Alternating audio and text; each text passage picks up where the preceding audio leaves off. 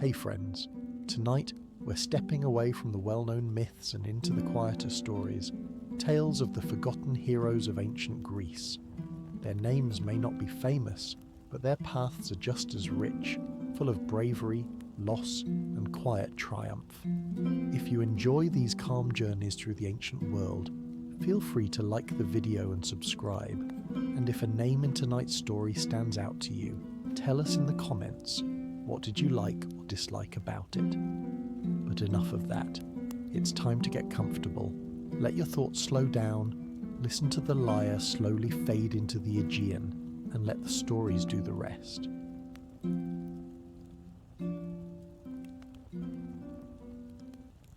In the ancient Greek world, fate was not just some abstract idea. It was a literal divine mandate that could turn a perfectly ordinary day into a catastrophic disaster. For example, one moment you could be sipping a drink at a banquet and the next you're dragged into a war that will last for years. Or like Protesilaus, you could be the first to set foot on the shores of Troy and boom, you're the first to die. Talk about an underwhelming start to a legendary career.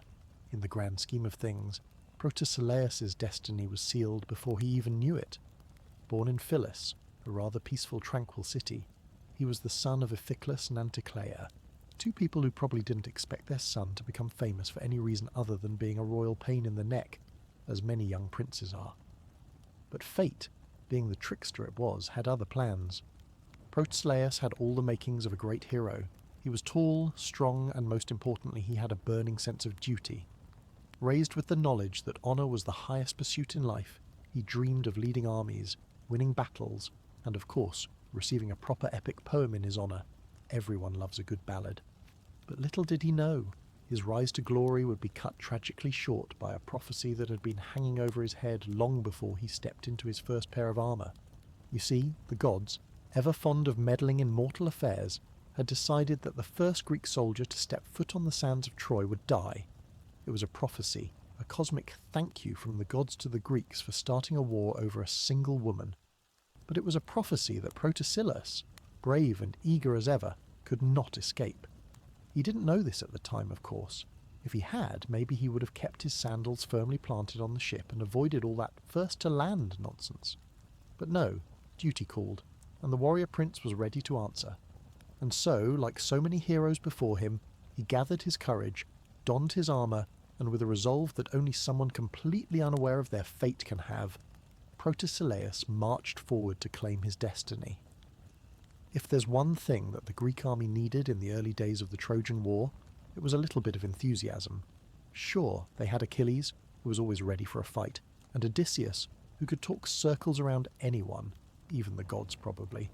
But Protesilaus brought something different to the table: boundless enthusiasm.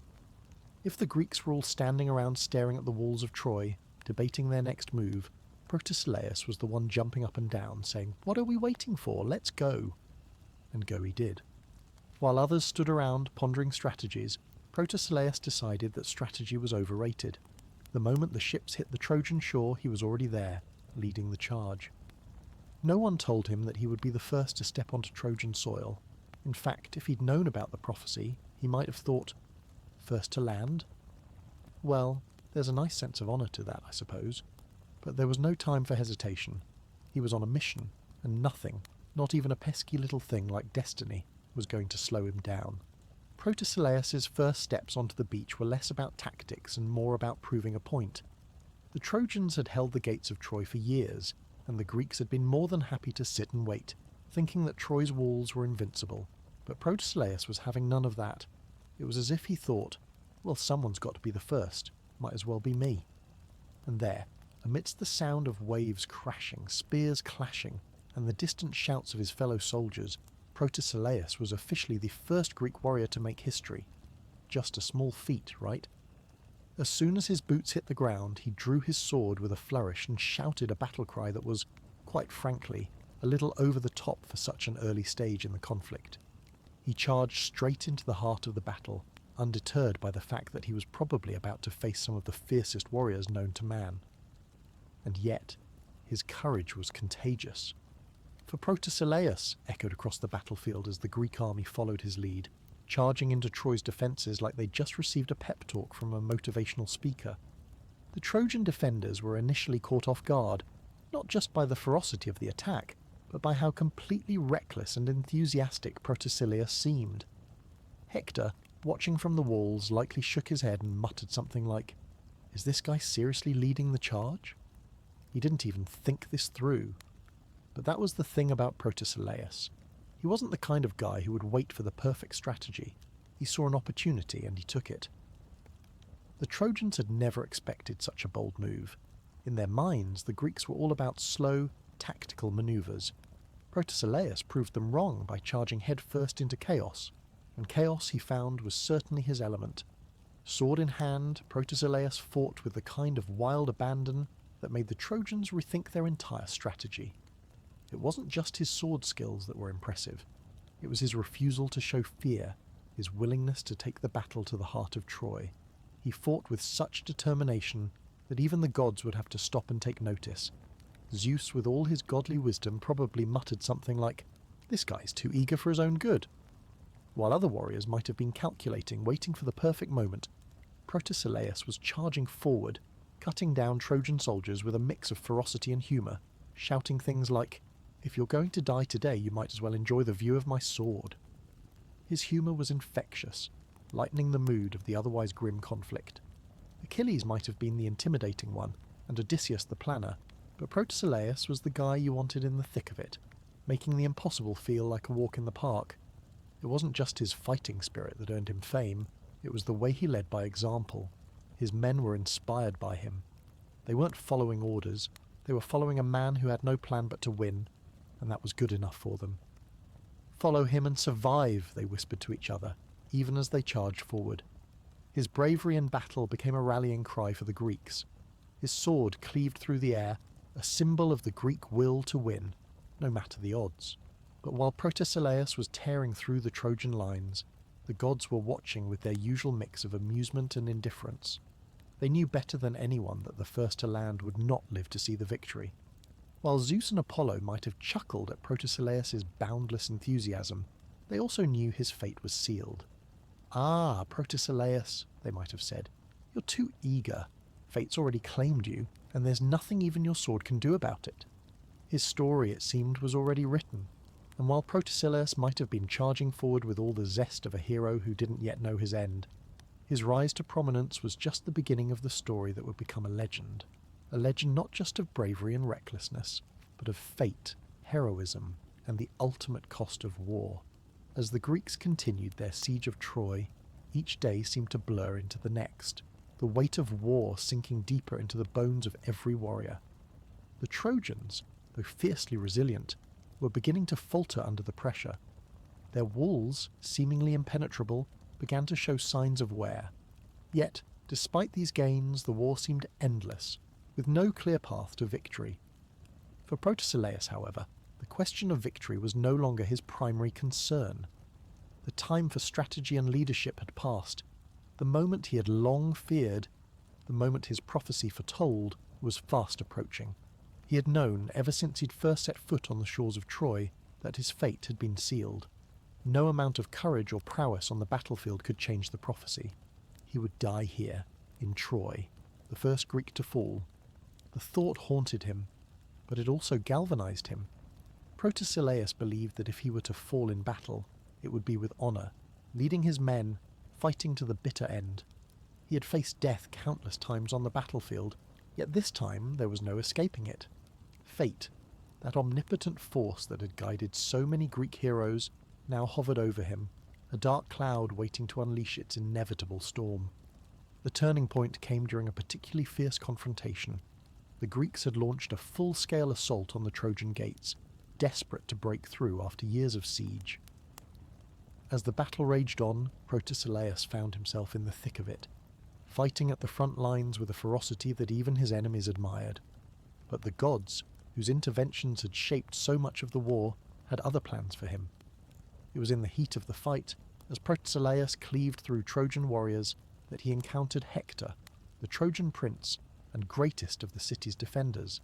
The two men, each a leader in his own right, locked eyes across the battlefield. Hector, a warrior renowned for his skill and bravery, was the embodiment of Trojan pride, and Protesilaus, for all his courage, knew that his fate was now intertwined with the man he had so often heard of in war stories and songs. Their encounter, inevitable as it was a clash of titans, two warriors with everything to lose. The battle slowed as the two men circled one another, their eyes locked in a silent understanding. The noise of the conflict seemed to fade around them, the world shrinking to just the two of them, facing each other in a moment that could not be avoided. Hector, ever the noble warrior, spoke first. "You know why I must fight you," he said, his voice carrying through the clamour. "It is the will of the gods, and fate has made us enemies." Protesilaus' heart thundered in his chest, not from fear, but from the weight of the moment. "It is not the gods that command me, Hector," Protesilaus replied, his voice steady though filled with a trace of sorrow. "It is my own honour, and it is my fate that has brought us here." The words hung in the air like the calm before a storm, and then the storm broke. They clashed, their swords ringing against each other with the sound of thunder, each blow sending shock waves through the ground. They fought with the intensity of men who knew that only one could walk away, that only one would survive the struggle. For a moment it seemed that Protesilaus might overcome Hector. His strikes were swift, his movements calculated, as though he were playing out his own death in slow motion. But fate, as always, would not be denied. Hector, with a warrior's instinct, seized his moment. In a single, fatal move, he drove his spear through Protesilaus' side, the point biting deep into his flesh. The Greek hero staggered, his breath ragged, as he fell to the ground. It was a death he had known would come but could never truly prepare for. As the life drained from Protesilaus, he realized the truth of the prophecy. He would die here, the first Greek warrior to fall. But in that moment, as the world around him faded, he was not filled with regret. He had led his men, fought with honour, and had fulfilled his destiny. And though his death would not come with the grand fanfare of other heroes, it would come with something far more significant: the knowledge that he had made the ultimate sacrifice in the name of duty. The battle raged on around him, but for Protesilaus it was over. His final breath was a quiet one, carried away by the winds of fate that had long ago determined his end. The death of Protesilaus struck the Greeks like a thunderbolt. His sacrifice, though foretold by the gods, left a profound void among the warriors who had come to rely on him. He had been the first to land on the shores of Troy, the first to charge into battle, and the first to fall. His death was not only the loss of a respected commander, it was the loss of a symbol. He had embodied the courage, the honour, and the sacrifice that defined Greek warriors, and now, with him gone, the very soul of the Greek army seemed to dim. In the wake of his death, the Greek camp was filled with a mournful silence. His comrades, men who had fought alongside him, who had admired his bravery, now struggled to find the words to express their grief. Achilles, ever the strong and stoic warrior, was one of the few who did not hide his sorrow. Though he was the mightiest of the Greeks, even he could not ignore the weight of Protesilaus' loss. "A man like him should not have fallen so soon," Achilles said, his voice heavy with regret. "He was the first among us, the first to charge, and the first to pay the price." For Achilles, the death of Protesilaus was more than just the loss of a comrade. It was a stark reminder that even the bravest men were not immune to fate. Protesilaus, like Achilles himself, had always lived by the sword, and now both of them stood on the precipice of a future that seemed uncertain, a future in which the gods could decide their fate at any moment. The grief in the camp was palpable, but it was also mixed with a deep sense of admiration for the fallen hero. Protesilaus had been the first to step onto the shores of Troy, and now he would be remembered as the first to fall. But in the eyes of the Greeks, his death would not be seen as a failure. It was a reminder of the ultimate sacrifice that war demanded. Still, for the leaders of the Greek forces, Protesilaus' death posed a difficult question. With such a great warrior lost, who would rise to take his place? There was no replacing a man who had led by example, a man who had inspired the Greeks to push forward against seemingly insurmountable odds. The loss of Protesilaus sent ripples through the leadership of the Greek army, causing a momentary pause in their advance toward Troy. In the quiet days that followed, Odysseus, always the strategist, gathered the leaders of the Greek forces to discuss their next steps. The mood was sombre, but even in the face of such loss there was a need for action. "We mourn him," Odysseus said, But we cannot afford to stop now. We must continue the fight. Protesilaus gave his life for this cause. Let that be our guide. Yet even as Odysseus spoke with determination, the truth was undeniable. The death of Protesilaus had altered the course of the war, at least in the hearts of the soldiers. The bond between the Greeks and the land they fought to conquer now felt more fragile. Their strength, once bolstered by the presence of so many mighty heroes, now felt more tenuous. On the Trojan side, the news of Protesilaus' death spread quickly, and it was met with mixed emotions. For Hector, it was the bitter taste of victory. Though he had struck the fatal blow, he could not help but feel a sense of sorrow for the warrior he had slain. In a way, Hector understood Protesilaus' sacrifice. He too was driven by duty, by the belief that his actions would bring glory to his people. But that was the curse of the battlefield. Even the noblest warriors were fated to fall. The gods, as they always did, watched the tragedy unfold from their divine realm. Some whispered that the death of Protesilaus was part of a larger plan, a necessary piece in the grand puzzle of the Trojan War. Others believed it was simply the cost of human ambition, a reminder of the frailty of even the greatest heroes. For Idomeneus, the king of Crete, who had fought alongside Protesilaus, the loss was particularly difficult. He had always seen Protesilaus as a younger version of himself, a man driven by honour, a man willing to sacrifice everything for the good of his people. As he stood over the body of his fallen comrade, Idomeneus felt a deep, gnawing regret. "We cannot undo fate," he muttered, his voice heavy with sorrow, "but we can honour him." The funeral rites were simple, but the ceremony was filled with emotion. The Greeks, though warriors, took a moment to pay their respects to the first among them to fall. Protesilaus' name would be remembered in their songs, and his legacy would live on in their hearts. As for Protesilaus himself, his story was far from over. Though he had fallen in battle, his sacrifice would echo throughout the war, reminding the Greeks of the ultimate cost of their struggle. The gods may have taken him, but they could not erase the mark he had left on the hearts of those who had fought alongside him. The death of Protesilaus was but a single, fleeting moment in the grand tapestry of the Trojan War, but for the Greeks, it marked a turning point. The warriors who had fought alongside him, now without their guiding light, felt the weight of the war press down on them even more heavily.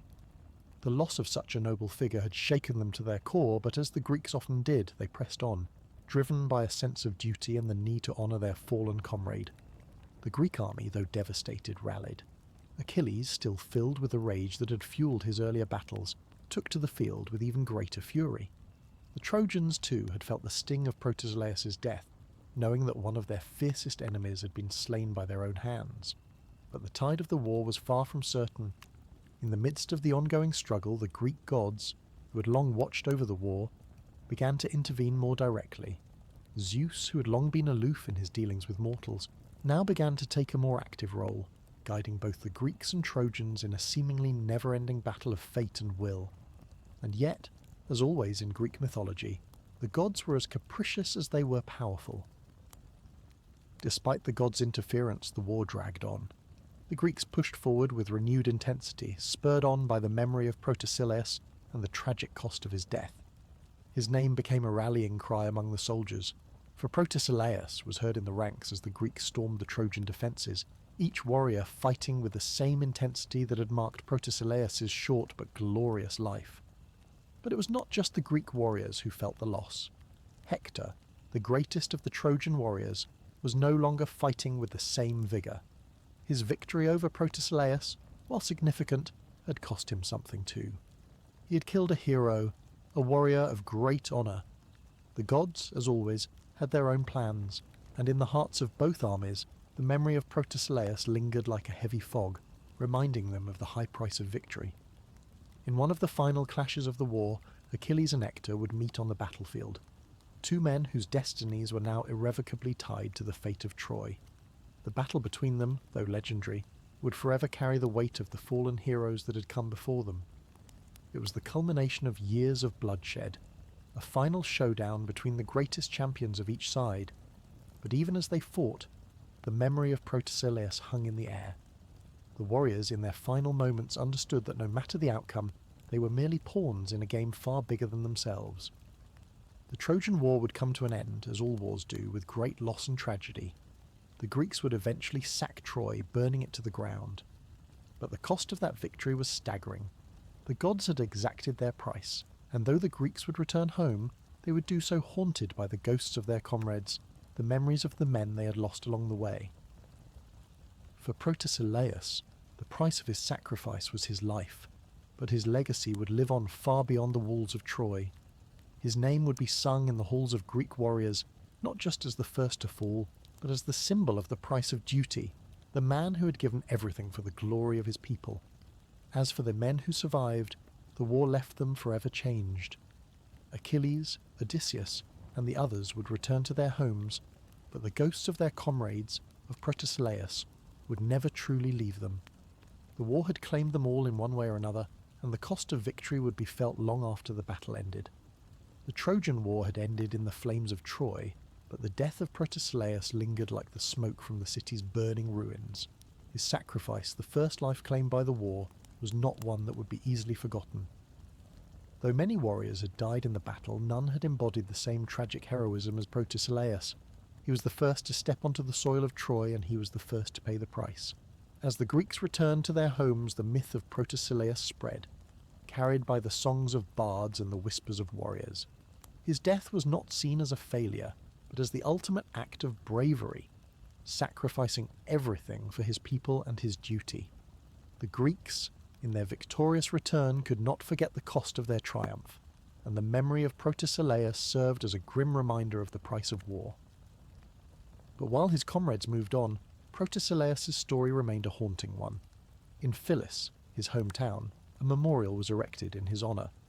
The people of Crete, who had once feared for the fate of their king, now revered him as a martyr, a symbol of everything that had been lost in the war. His name was inscribed on the walls of temples and palaces, a tribute to the first among the Greeks to die for the cause. His legacy became a part of the very fabric of their history, a story of honour, of sacrifice, and of the uncontrollable forces of fate. In time, the Trojan War faded from the memory of the living, its warriors becoming legends rather than men. Protesilaus, though, was not forgotten. The first Greek to fall had become more than just a casualty of battle. He had become a symbol of the war's greater cost.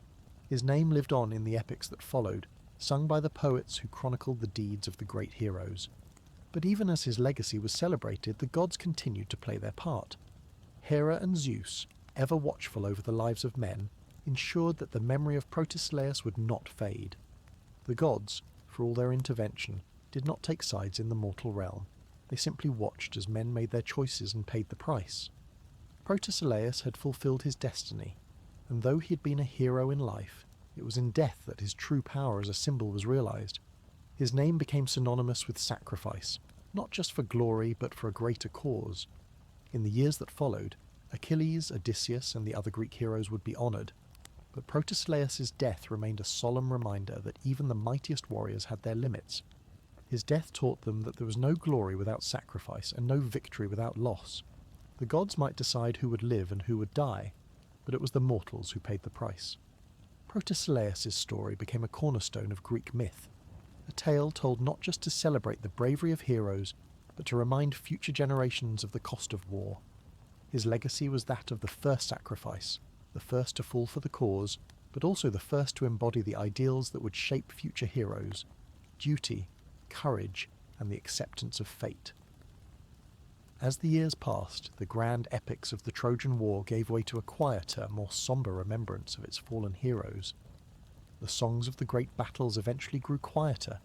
The cheers of victory faded into the whispers of those who had lived through the horrors. Among the men who had given their lives in the name of glory, Protesilaus stood out not just as the first to die, but as the first to become a legend. His story, one that was immortalized, not just as a tale of war, but as a lesson on sacrifice, fate, and the human condition. In the city of Phyllis, where he had once been a young hopeful warrior, his memory lived on. Every year the people of the city would gather to honour Protesilaus with a solemn festival, a day not just of remembrance, but of reflection. On this day the citizens of Phyllis would speak his name with reverence, telling the story of his bravery, his noble sacrifice, and the tragedy that accompanied it. His sacrifice was woven into the fabric of their identity. Protesilaus, the first to fall, had become a symbol of both the courage and the cost of war. If Idas had lived in the modern world, he would probably be the kind of guy who walked into a bar, challenged the strongest guy there to a fight, and walked out with the title of Alpha, all while looking perfectly cool, like he was just passing through. Idas, however, lived in a time where being the strongest guy around didn't just get you a pat on the back, it could get you a reputation, a beautiful wife, and maybe even the attention of a few gods. Born to Arene and Polychaon, Idas was raised in the wild hills of Messenia, where toughness was not just a virtue, it was a necessity. From an early age, it was clear that Idas wasn't going to be the kind of guy who could be bullied into doing anything. He had the kind of natural strength and attitude that could have him holding his own against anyone, and probably even a few gods if it came down to it. But let's not jump ahead of ourselves. Before he became a hero, Idas was just another young warrior, eager to prove his worth. He had the physique, the arrogance, and the ambition of a man who was sure that greatness was his destiny. The gods, however, had other plans. While most mortals would have been content to just live a good life and die with a few decent stories to tell, Idas was destined for much more dramatic tales. Why? Because as with many Greek heroes, love and divine intervention would soon get him into a lot of trouble. Enter Marpessa, a beautiful and fiercely independent woman who would become the focal point of Idas's heart, and of course, his rage. It was love at first sight for Idas, and he quickly decided that she was the one for him. But there was just one tiny problem. Apollo, the god of the sun, also had his eye on Marpessa. Now, while most gods would probably back off once a mortal caught the eye of another god, Apollo wasn't the type to take no for an answer.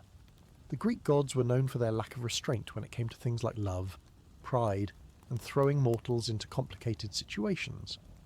Idas, being a mortal man who didn't particularly care about Apollo's divine status, was not the type to back down from a challenge.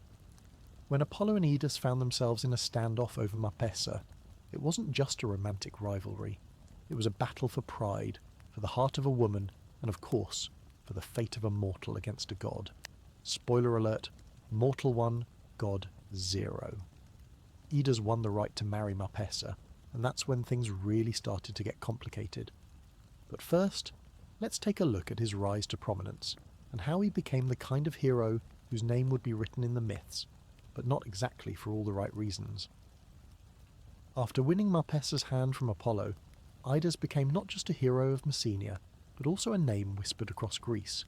It was the sort of victory that would make most men puff out their chests and strut around, claiming their place in the world, but for Idas, it was just the beginning. He wasn't just a man who had outwitted a god, he was a man whose future was as wild and unpredictable as the gods themselves. With Marpessa by his side, Idas grew more determined than ever to prove his worth. He became known for his feats in battle, and his reputation spread like wildfire across Greece.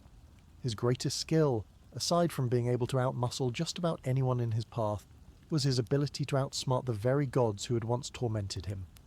No longer content to be just another footnote in Greek myth, he began to seek out challenges that would cement his name in the chronicles of Greek heroism. Idas became a hero of notable deeds. He helped lead the Argonauts in their quest for the Golden Fleece, proving his mettle on a team of legendary figures. The gods had given him no easy path. Jason, the leader of the Argonauts, was a noble enough figure, but he wasn't exactly known for his physical prowess. That's where Idas came in. He didn't just provide muscle, he led his men with cunning, fearlessness, and a sense of determination that made him invaluable to the mission. The Argonauts encountered all sorts of dangers, giant clashing rocks, deadly monsters, and of course the ever-present meddling of the gods. But despite all the divine interference, Idas was always a step ahead. When the going got tough, he took charge, using his strength and sharp mind to outmaneuver their enemies. His bravery on the journey was undeniable, and even the gods who had once mocked him couldn't help but respect him. They were, after all, in the business of testing mortals, and Idas passed with flying colours. Yet, as is always the case with heroes whose pride matches their strength, Idas's actions began to reflect his growing arrogance. Despite the immense respect he commanded, he started to believe that he could take on any god or any challenge without consequences. He had won the love of Marpessa from Apollo, after all. Surely he was invincible. This overconfidence, though, would soon prove to be his undoing. During one of their quests, Idas and the Argonauts found themselves facing the savage giant Antaeus, a beast who was known for his immense strength. Unlike most warriors, Antaeus derived his power from the earth itself. Each time he fell, he was able to rise again by touching the ground. Idas, never one to shy away from a fight, was determined to defeat the giant, but he had a plan. His first mistake was thinking that a quick physical win was all that was required to defeat the giant. And Antaeus, who was certainly no amateur when it came to battle, was far from being just another foe. Despite his arrogance, Idas did manage to outsmart Antaeus, but not without significant consequences.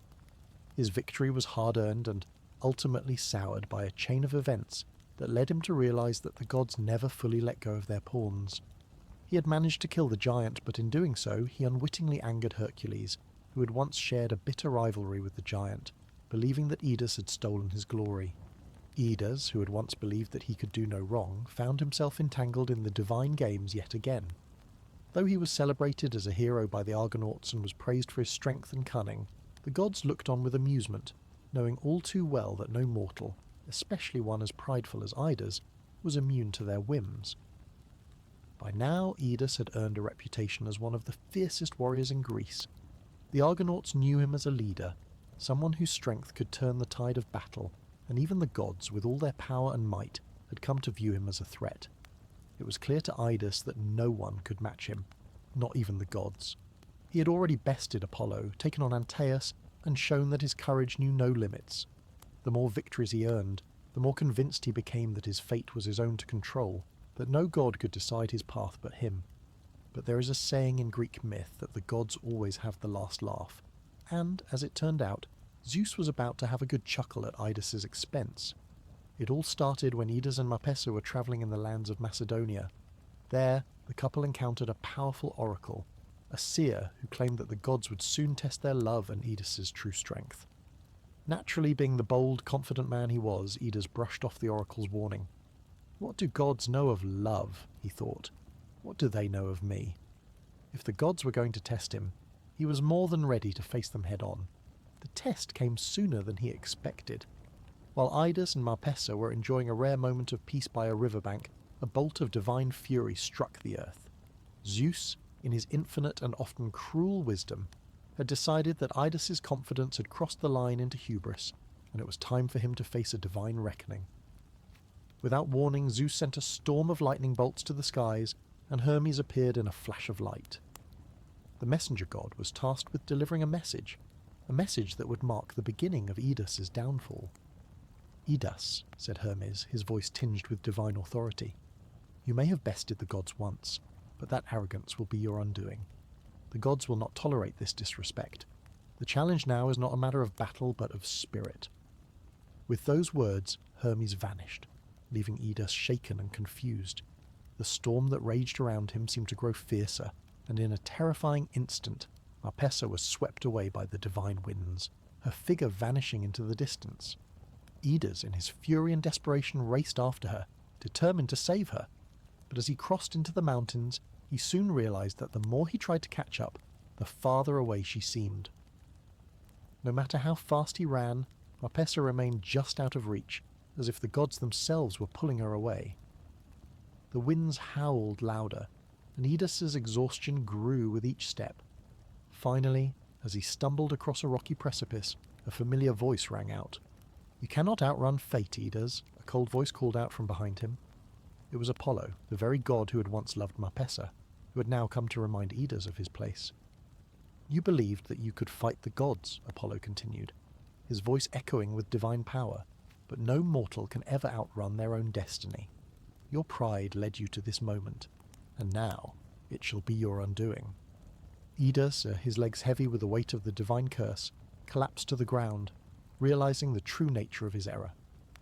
The gods had granted him strength, yes, but they had also twisted that strength into arrogance. His challenge to them had been his own doing, and now the consequences were clear. Marpessa was lost to him, and his own fate had been sealed. The winds had died down, and the sky was clear. Idas was left alone in the quiet aftermath of the god's wrath, standing amidst the barren hills of Macedonia. He had always believed that his strength, his skill, and his will could overcome anything. He had grown up in a world where only the strongest survived, where power was everything. He had led the charge for the Argonauts, faced monsters, defied the gods, and come out victorious. But now, all of that seemed meaningless. The gods had reminded him of his place, and there was no victory to claim, only a hollow defeat. His heart felt as though it was being squeezed from all sides. The anger that had driven him in battle, the pride that had made him who he was, all now seemed like chains weighing him down.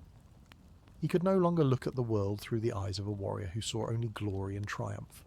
His perception had been shattered. "What was it all for?" he whispered into the silence. His voice barely carried above the sound of his ragged breathing. He had fought for Marpessa, had stolen her away from Apollo, and won her heart. He had thought, in his arrogance, that nothing could stand in his way. But now, she was gone. Not to another man, but to the whims of fate itself. The gods, as always, had played their part. Apollo, the god of the sun, the very one who had once loved Marpessa, had intervened with his divine power, and Edis's victory was turned into a bitter loss. He had won her hand in the mortal world, but in the divine realm he was just a man, a plaything in the gods' eternal game. He had no control over her fate, and now she was lost to him forever. The gods had swept her away, just as they had swept away his glory, his reputation, and everything he thought he had earned. He felt a pang of despair so deep it threatened to swallow him whole. Marpessa, the woman he had fought for with all his might, had disappeared as though she had never existed. His love for her, once so strong and unshakable, now felt like a distant memory, lost in the fog of divine intervention. What was love if it could be stolen away with a mere word from a god? What was the point of fighting for something if it could be taken away without warning? As Idas wandered through the hills, the once proud warrior was now a shadow of his former self. His thoughts spiraled into despair.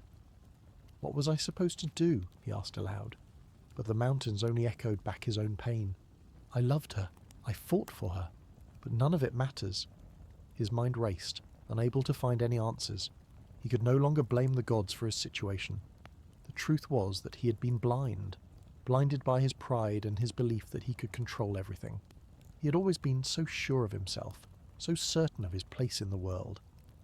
But the gods had shattered that illusion, and now he had nothing. He could still feel the weight of the guilt hanging over him like a thick fog. He had killed Antaeus, the giant, and in doing so had inadvertently provoked Hercules, who had considered it his own battle to finish. He had killed others along the way, thinking that his strength would earn him respect, but he had never once stopped to consider the moral cost of his actions. His victories had come at a steep price, but now that the war was over, the victories seemed hollow. He had won battles, but lost himself, and now he was left alone to wrestle with the consequences. The pain was overwhelming. Idas wanted to scream, to lash out at the gods, to demand they give him what he thought was rightfully his love, his honor, his pride. But he knew deep down that no matter how much he raged, no matter how much he fought, there would be no changing what had been done. Marpessa was gone. The gods had made sure of that, and no amount of strength or fury could bring her back. As the days passed and the weight of his guilt sank deeper into his soul, Idas was left with a choice. He could continue to fight the gods, continue to rage against fate, but he knew in his heart that it would be a fruitless endeavour. Or he could accept his fate, recognize that he had been humbled by forces beyond his control, and seek redemption in the only way he knew how, by owning his mistakes. But could he do that? Could a man who had been so proud ever truly accept the weight of his own flaws? "What is left for me?" he whispered, his voice barely audible above the rustling of the trees. "The gods will never forgive me. I have nothing left to fight for." The reality hit him with full force. He had lost not just Marpessa, but his own sense of self. The man who had once stood proudly among the greatest of heroes was now just a broken figure, wandering through the mountains with nothing but his regret and his shame. In the silence of the hills, Idas realized that the only way forward was through acceptance. He would never regain the love he had lost. He would never be the man he once was. But if he could learn to live with his mistakes, to accept his limitations, perhaps there was a sliver of peace waiting for him. perhaps just perhaps, he could find a way to make amends for the suffering he had caused. The days that followed the storm of divine retribution were a blur for Idas. Each step he took through the desolate hills felt heavier, as if the very earth beneath him was pushing him down. The once confident, powerful man who had proudly stood among the Argonauts was now a shell of himself, broken, defeated, and consumed by a despair so deep that it seemed to swallow all hope. His love for Marpessa had been the driving force behind his actions, his quest for glory, and his belief that he could control his own destiny. But now she was lost to him, not because of a rival lover or a superior warrior, but because of forces far beyond his comprehension. The gods, with their petty games and cruel whims, had taken everything from him. His victory over Apollo, his strength in battle, his pride, all of it had amounted to nothing in the face of fate. He had defied the gods, and they had repaid him with a lesson in humility that he would never forget. The weight of his guilt pressed down on him with every passing moment. He had murdered those who had trusted him, people who had once fought at his side. Antaeus, the giant, was dead at his hand, and while he had thought his victory was one of glory, it had only led to conflict with Hercules, and further consequences with the gods. His reputation, once built on his strength and cunning, had now been irreparably tarnished. The realization gnawed at him like a hunger he couldn't satisfy. Nothing he did would ever be enough to undo his mistakes. The gods had stripped him of his pride, his love, and his honor. He could fight on, continuing to rage against fate, but he knew now that it would be futile. He had been humbled by the gods, and he had learned the hard way that no matter how strong a man was, he could not escape their will. In the silence of the mountains, Idas sat alone, staring at the horizon. The land stretched out before him, barren and empty, just like the future he had once imagined for himself. Marpessa's absence felt like a wound that would never heal, and he couldn't escape the thought that he had caused her suffering as well. He had won her from Apollo, but in doing so he had made a bargain with the gods that had brought ruin upon them both. For hours Idas sat there, his mind racing, until finally, the only thing he could think to do was return to Messenia. He had been a great warrior, a hero in the eyes of the Greeks, but now he felt nothing but the hollow weight of his own mistakes. The people who had once looked up to him as a hero would now see him as a cautionary tale, a man undone by his own arrogance. His name, which had been spoken with pride in the halls of Sparta, would now be remembered only for the mistake that had cost him everything. But even as he resolved to return, Idas knew he could not simply live with this shame. There was no redemption in the world that could fix what had been done, no journey that could undo the damage caused by his actions. He had lost Marpessa, and the love they shared would never be reclaimed. The thought of facing his fellow warriors, of being forced to confront what he had done, terrified him. He was a man who had once believed that strength could solve everything, but now strength felt like his greatest weakness. He was no longer the man who could take on gods or slay giants. He was just a man, a broken one, walking through a world that would never see him the same way again. Finally, after days of wandering, Idas found himself on a cliff overlooking the sea, the wind whipping at his face. Marpessa's face seemed to appear before him in the swirling winds, a constant reminder of the love he had lost and the pain he had caused. The gods had played their hand, and he had been the pawn in their game, but he could not accept the fact that his journey had come to this end. No victory, no triumph, no battle would ever undo what had been taken from him. He realized, with quiet clarity, that his only remaining option was to end it. He could no longer face the weight of his actions, nor could he bear the thought of living in a world where Marpessa was lost to him forever. The guilt, the pride, and the humiliation had shattered him in a way that no external battle ever could.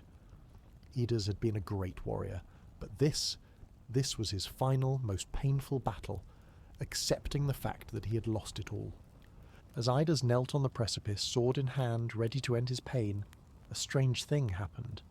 The wind stilled, the world quieted, and for a fleeting moment he could feel a presence that was not his own.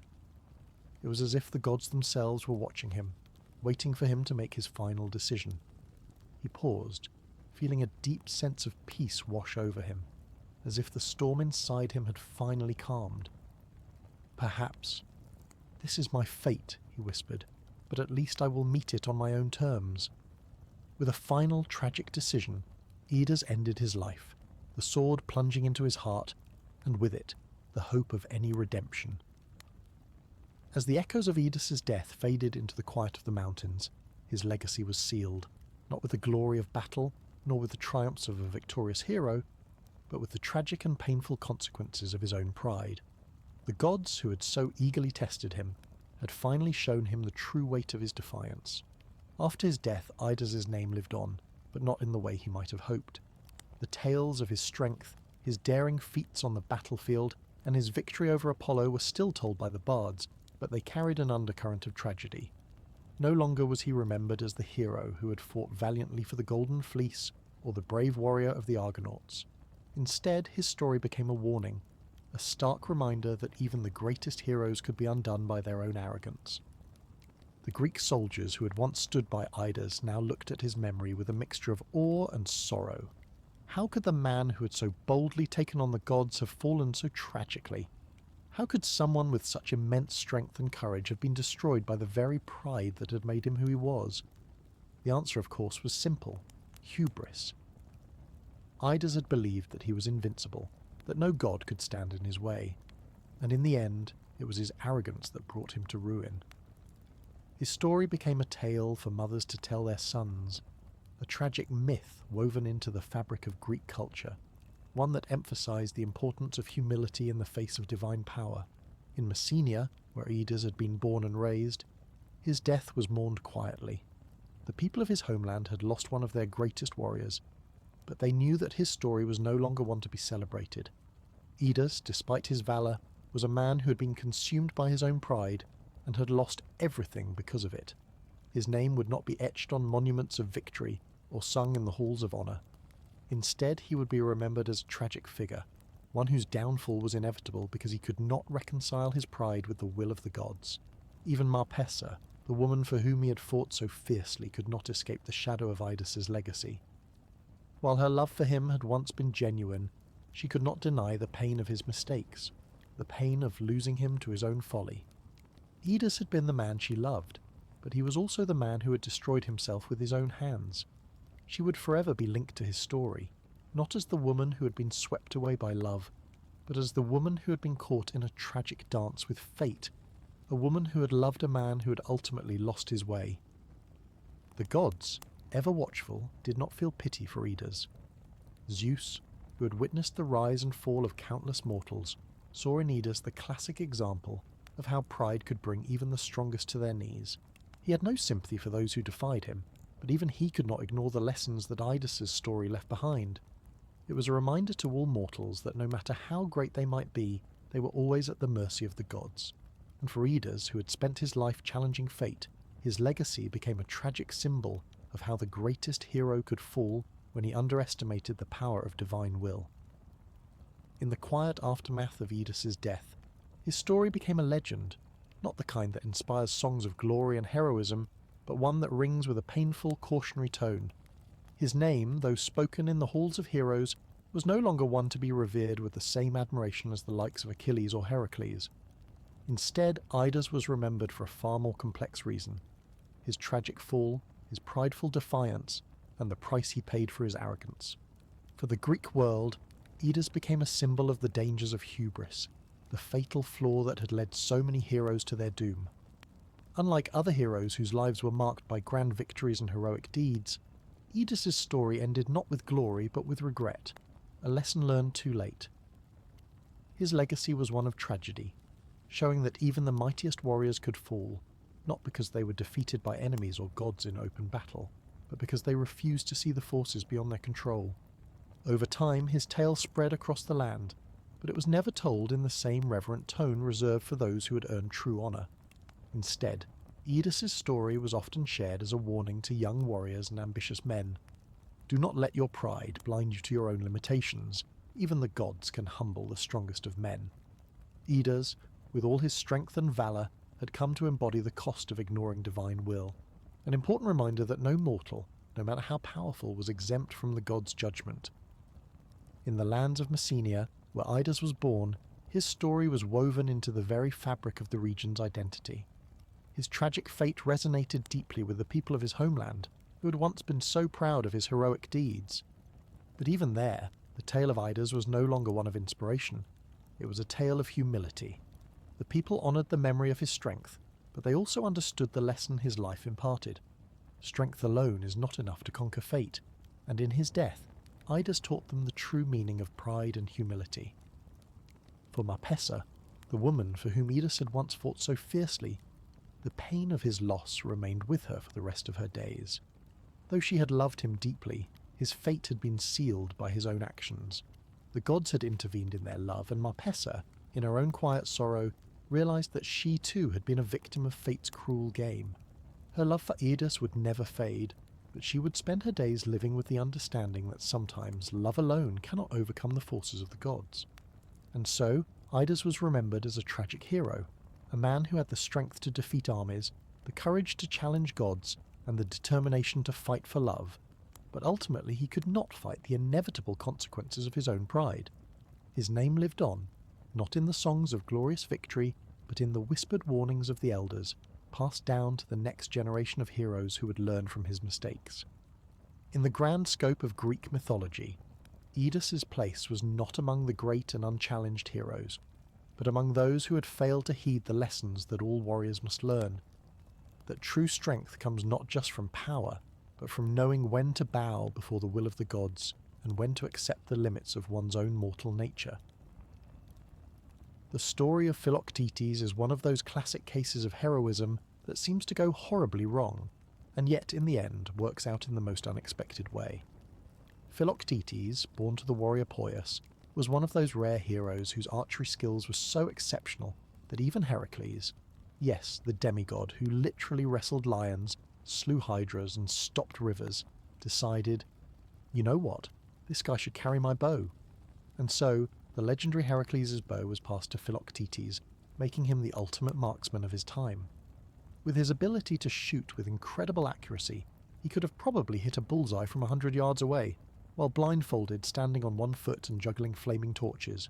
Okay, maybe that's a bit of an exaggeration, but you get the point. Everything seemed to be going great for Philoctetes. He had the best bow, a future filled with legendary battles, and a chance to make a name for himself as a key figure in the Trojan War. But, as the ancient Greeks liked to remind everyone, life had a habit of throwing a curveball.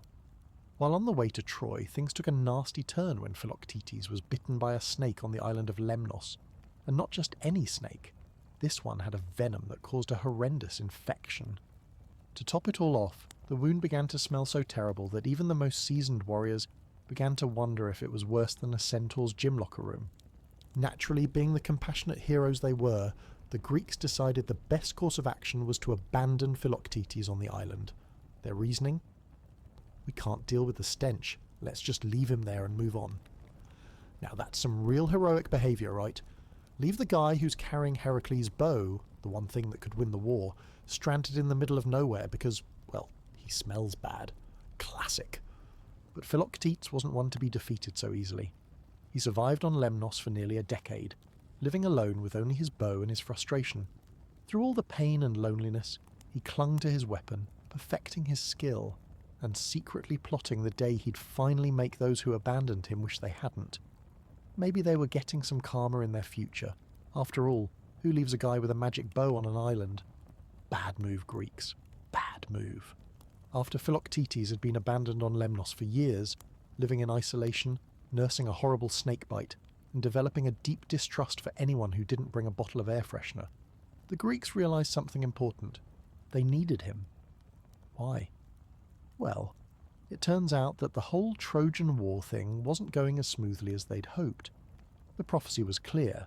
The war would not end without Heracles' bow. And guess who had that magical weapon? That's right, the very archer they had ditched. Funny how that works out, isn't it?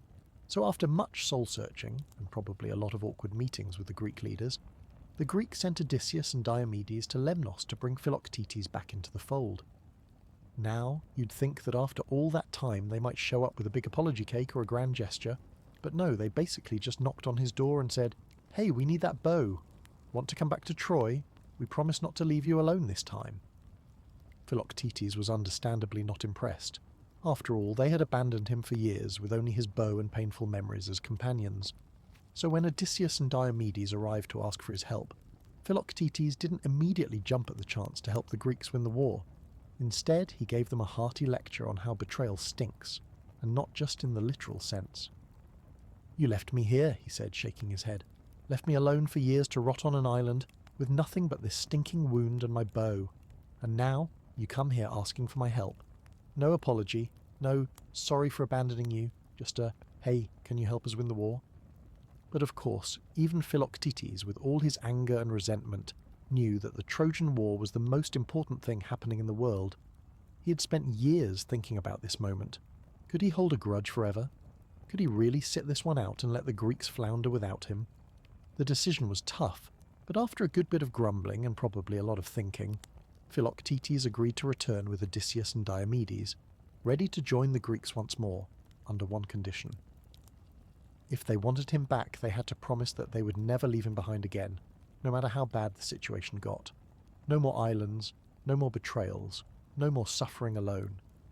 If they wanted Heracles' bow, they had to accept Philoctetes in all his glory and in all his stinky, bitter, heroic splendour.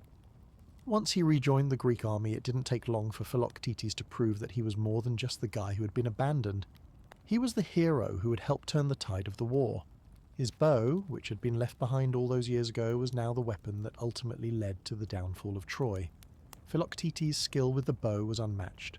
When the moment came to strike, it was Philoctetes' arrow that killed Paris, the Prince of Troy, fulfilling the prophecy and marking the end of the war. In a way, the Greeks had no one to blame but themselves for waiting so long to call on Philoctetes. But the irony of his return wasn't lost on anyone. Philoctetes had been the hero they couldn't live without, but only after they had left him behind for so long.